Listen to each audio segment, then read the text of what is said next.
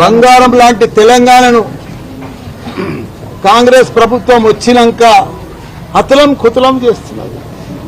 అసలు ఎవరికి అర్థమే అయితే లేదు. ప్రజలంతా అయోమయంలో పడిపోయారు.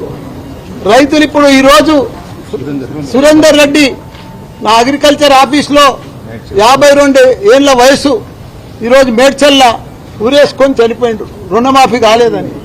ప్రతి ఒక్క రైతులు కూడా మా కేసీఆర్ పాలన రైతులు ఎంత ఆనందంగా ఉన్నారు, ఎంత పంటలు పండించారు, దేశానికి ఆదర్శంగా నిలిచింది మా తెలంగాణ రాష్ట్రం. పంటలల్లో రైతులల్లో అంత మంచిగా నడిచే రైతులన్నలు ఇవాళ కాంగ్రెస్ వచ్చినాక అతలం కుతలం అయిపోతుంది.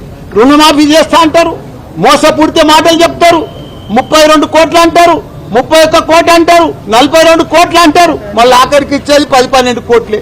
అవి కూడా ఎటు కాకుండా ఇచ్చేసారు. మళ్ళా గుడ్ల మీద ఒట్లు తింటారు, దేవుళ్ళ మీద ఒట్లు తింటారు.